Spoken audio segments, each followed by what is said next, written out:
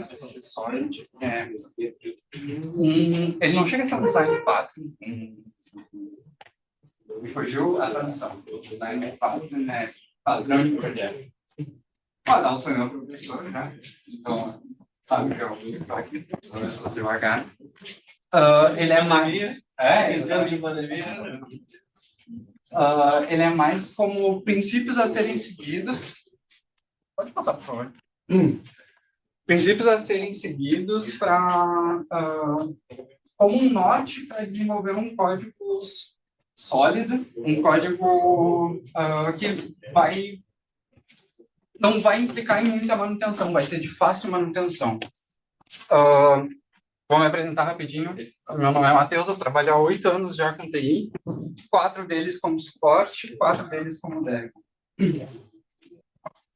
Só não está compartilhando lá a tela. Verdade. Eu tirei para o porque... Deu.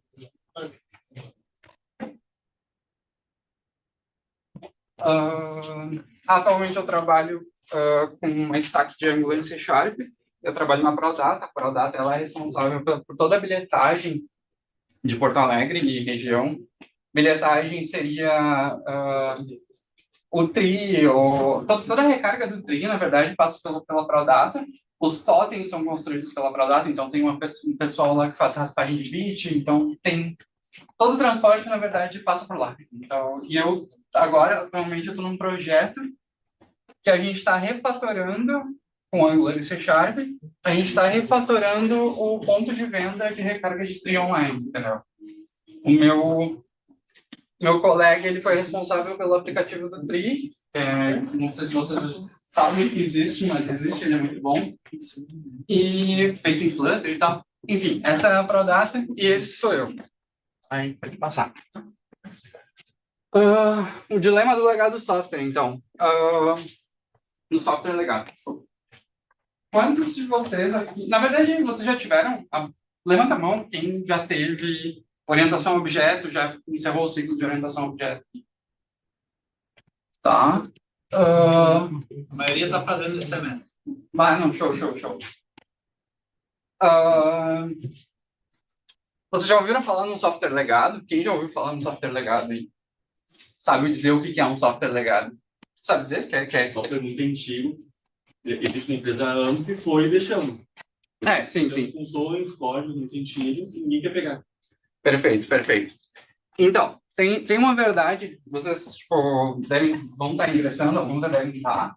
Tem uma verdade da área de TI que pouca gente meio que fala assim, que é que o nosso salário ele sai muito da manutenção de software legado. Então, quando a gente entra numa empresa, a gente não entra com a stack favorita que a gente gosta, a gente não entra com o framework JavaScript da vez, a gente não entra com, enfim, a tecnologia que a gente mais gosta.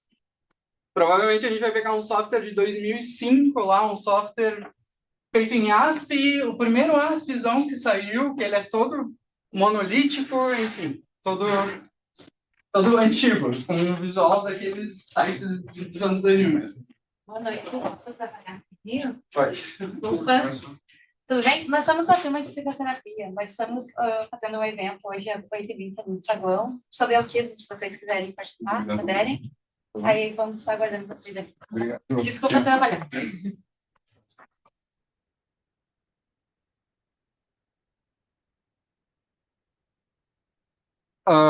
E justamente sobre o software legado ainda, pensando na dificuldade de resolver um sistema tão antigo assim, para dar manutenção e tal, que foi basicamente os design patterns são para atender isso, são para atender metodologias para que o processo de manutenção seja mais fácil, o processo de desenvolvimento seja mais fácil também. Só ele não chega a ser um design pattern, como eu disse, ele é mais uma bússola para conseguir atingir um ideal assim que a gente tem que ter, enquanto está desenvolvendo, tem que estar sempre pensando, até quando está dando suporte no software legado. Então, pode passar. Então, o Solid, na verdade, ele é composto por 4 letras, né? O americano adora acrônimos. Então, são 5 princípios, 4 letras, 5 letras e 5 princípios, cada um definindo um ponto de desenvolvimento orientado ao objeto que a pessoa, que o desenvolvedor ali, deve estar sempre com ele pertinente na cabeça, assim, entendeu? Então, começando pelo princípio de responsabilidade única. Eu trouxe eles em animação, que eu acho que fica mais claro e tal. Essas animações foram feitas por uma moça inglesa. Depois, na documentação, eu passo o nome dela. É bem divertido. Então, aqui a gente tem um robozinho dizendo: eu sou um cozinheiro, um jardineiro, um pintor e motorista. O robozinho, nesse caso, ele representa uma classe. Quando a gente fala de responsabilidade única, no nome mesmo, a gente não quer que uma classe tenha diversas responsabilidades. Então, esse seria o jeito errado de compor uma classe. Quando a gente tem o jeito certo, que seria compor 4 classes, cada um com definida a responsabilidade. E o legal do Solid, principalmente desse princípio aqui, é que ele tem um escopo de granularidade alta, e tipo, pode ir desde lá de baixo, desde o método, pode abordar ele desde o método, se o método tem uma responsabilidade só, até o projeto, então ele passa, o método tem uma responsabilidade só, aí passa para a classe. Essa classe, ela tem uma responsabilidade só ou ela tem mais de uma? Esse grupo de classe, ele tem uma responsabilidade só ou ele tem mais de uma? Esse projeto inteiro, ele tem uma responsabilidade ou ele tem mais de uma? Esse ecossistema de projetos, ele tem uma responsabilidade ou mais de uma? Entendeu? Então, é algo que dá para levar desde lá de baixo até a alto nível, assim. Talvez só um pormenor aqui. Talvez, de primeira, é bom só manter esse princípio na cabeça, porque talvez ele seja o mais difícil, justamente porque ele depende muito do que a pessoa que está desenvolvendo determina como responsabilidade, entendeu? Então, é um conceito muito abstrato, assim. Tu precisa ter uma noção da relação mais aberta das entidades do projeto para saber, poder construir, poder determinar o que é uma responsabilidade de verdade. Aqui uma classe, um microserviço, um componente devem ser responsáveis apenas por uma atividade. Utilizando esse princípio, você poderá garantir que qualquer alteração que venha acontecendo não pode impactar seus dependentes diretos. Aí, esse ainda é o primeiro princípio, pode passar. Princípio de aberto e fechado, tá? No exemplo errado, a gente tem um robozinho falando: eu posso cortar, sofre uma alteração, agora eu posso pintar. Pode passar para o exemplo certo? O robozinho, então, eu posso cortar, sofre uma alteração, e ele estende a funcionalidade da classe. Ele estende, agora eu posso cortar e posso pintar. Então, o que acontece muito, tá? Quando o software, principalmente quando o software vai para produção, tá?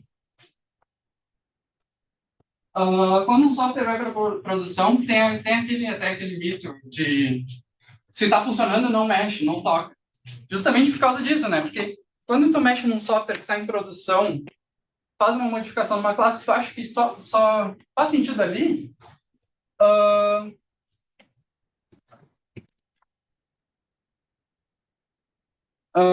quando tu faz uma alteração num método, alguma coisa assim, tu acha que aquilo ali só vai alterar coisas que tu tá vendo naquele código, quando na verdade pode acabar vazando para muitos lugares, né? Justamente, esse princípio, ele preza que uma classe, ela é aberta para extensão e fechada para alteração.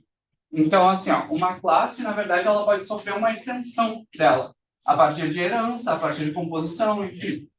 Herança é quando... Bom, vocês vão ver. Mas composição é basicamente quando a gente pega uma classe e usa ela como propriedade de uma outra classe maior.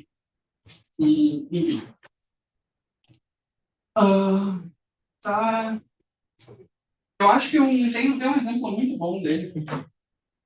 Tem um exemplo muito bom disso, que eu acho que dá para tomar como uma noção assim, que é extensão do Google Chrome.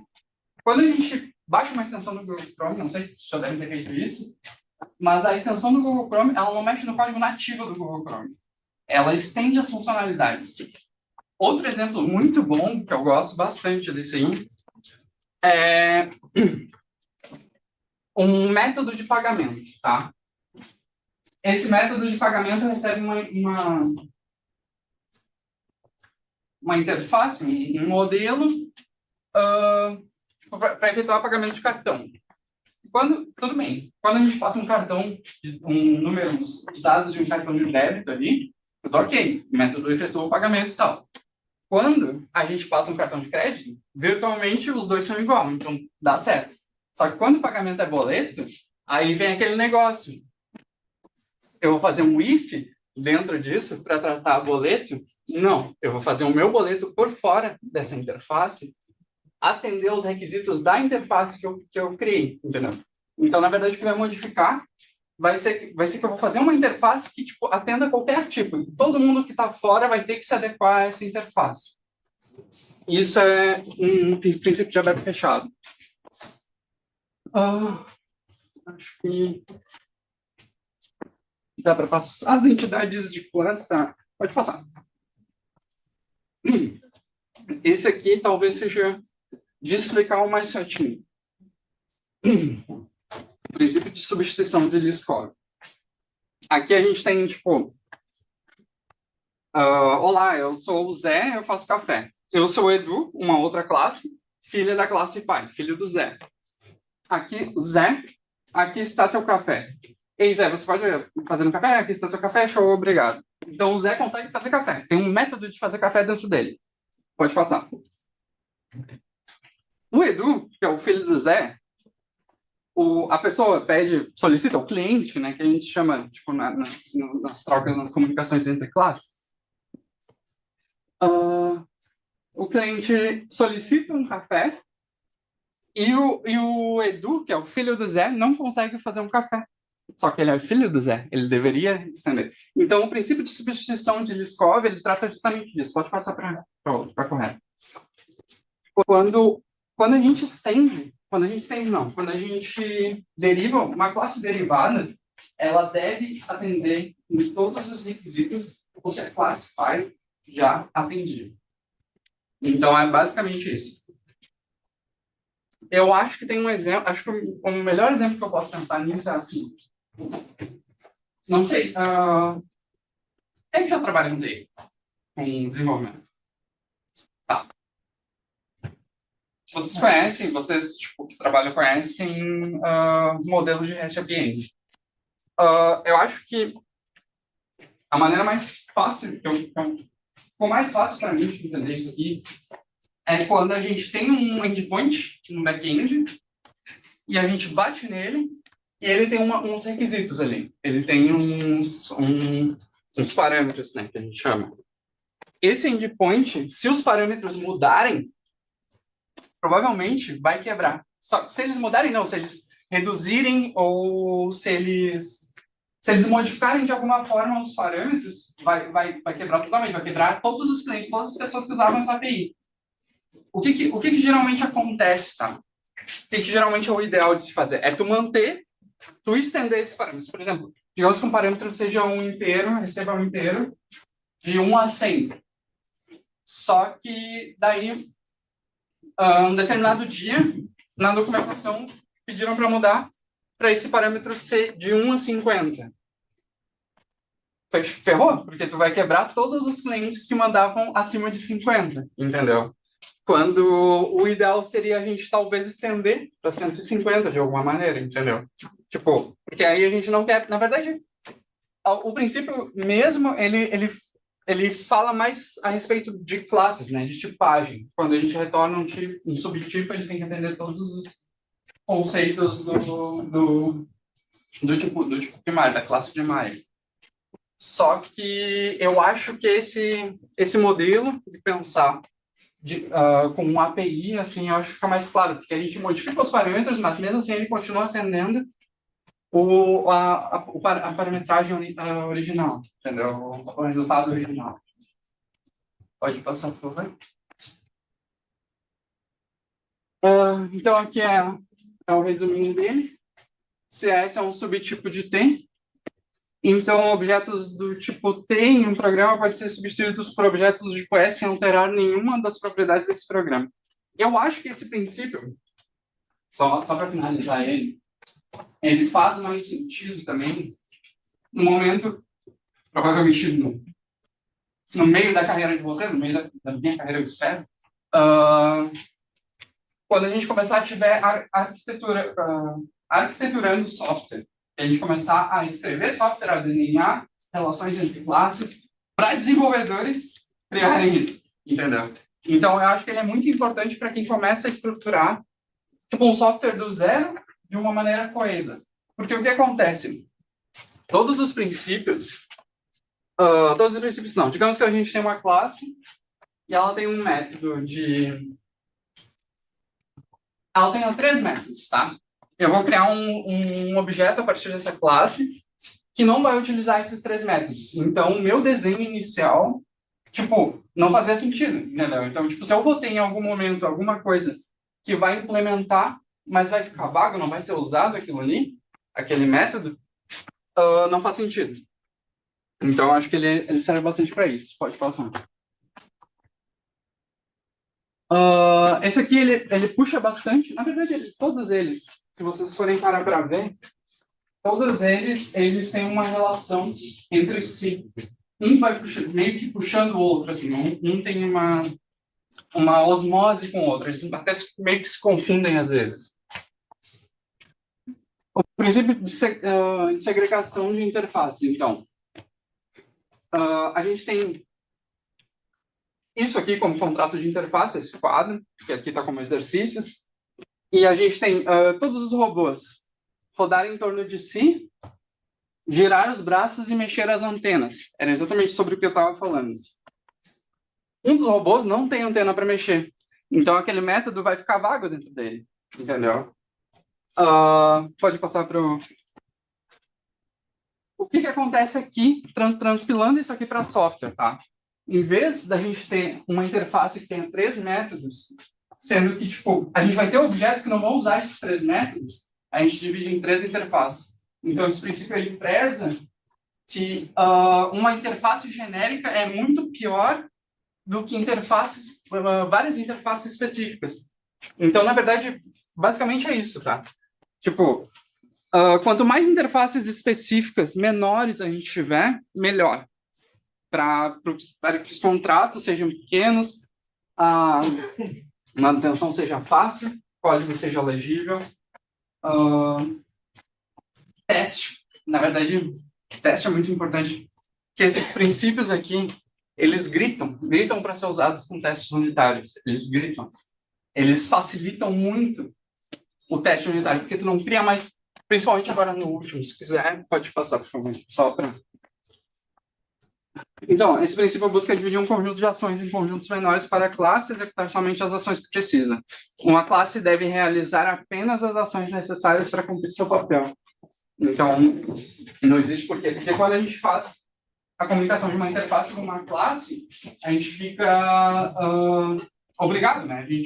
Contratualmente, a gente tem que implementar os métodos que a interface tem. Pode passar para o próximo? E esse aqui. Esse aqui talvez seja o que mais faz sentido para teste, que é o princípio de inversão de dependência, ou dependency inversion. Que ele fala, o robozinho, a classe, fala, eu corto pizza com o meu braço portador de pizza. Pode passar. E o robozinho, da maneira certa, eu corto pizza com qualquer ferramenta que seja me dada. Então, o que isso significa? Pode passar, Cida. Um módulo ele não deve depender de detalhes da implementação de outro módulo. Quando o software cresce, quando o software cresce, a gente começa a modularizar ele, tá? Justamente para fazer mais sentido para quem estiver com manutenção, então. Esse princípio ele preza que a abstração não deve depender de detalhes de implementação, ou seja, a interface ela não deve estar agarrada a detalhes de implementação, ela não deve saber o que uma outra interface faz, ela não deve saber o que uma classe, na verdade, ela não deve saber nem o que a classe derivada da interface vai fazer. Mas eu acho que o mais interessante desse princípio é justamente para teste, porque ele meio que isola a dependência de um mock. O mock, não sei se vocês vão ouvir falar eventualmente, um mock é um objeto fictício que a gente usa para teste. Quando a gente está efetuando teste unitário, teste de integração, a gente cria objetos fictícios para que atendam aquele teste, entendeu? Para poder efetuar testes e tal. A inversão de dependências, ela traz justamente o conceito de que tudo que não faz parte, e se vocês forem ver, tudo que não faz parte da classe, todo objeto resultante de uma classe que não faz parte dessa classe deve vir pronto. Ele não deve ser criado dentro da classe. Então, eu tenho uma classe casa e uma classe carro, tá? Essa classe casa, ela nunca vai criar um carro. Quem vai criar? O carro vai vir como dependência. Vai vir um construtor, enfim. Daí vai dar particularidade da linguagem de vocês de injeção de dependência. Então, mas, então, ele deixa eles... E ele vai fazer uma ponte lá com o primeiro princípio, que é de isolar justamente as responsabilidades, que é o de single responsibility e tal.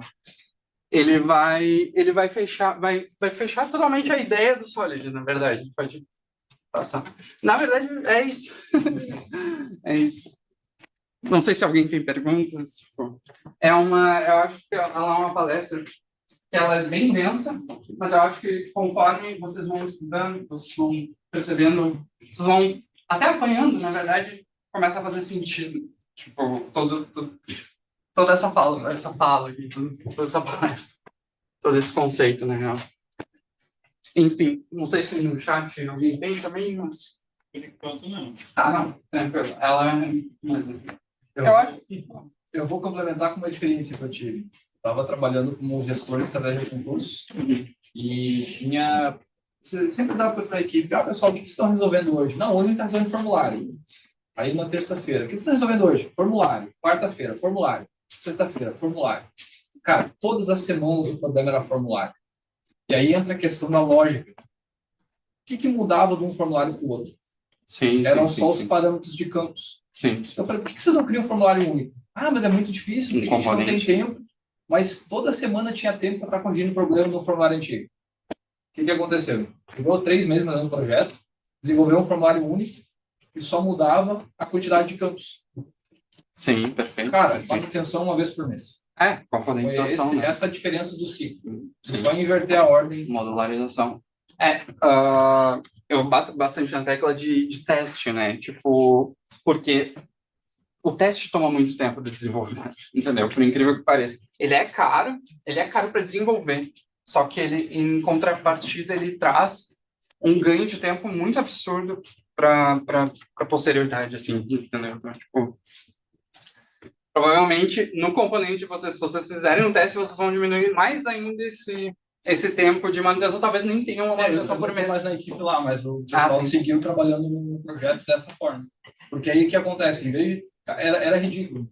Eles simplesmente colocavam um JavaScript, o PHP que fazia todo o processamento dos dados e um HTML específico para cada landing page. Eram mais de 2.000 landing pages. Dava problema em uma, começava a dar problema na outra. E era um problema diferente. Todo dia tinha trabalho. Depois que mudou para uma coisa só, ficou muito mais fácil de gerir. Cara, não adianta, a experiência eu acho que é tudo, assim, tipo, desde o primeiro princípio, assim, eu acho que, na verdade, talvez ele justamente o primeiro, é o pontapé inicial, porque, cara, tu consegue começar a pensar, tipo, hoje mesmo, tu começar, tipo, a fazer um exercício aí, tá ligado?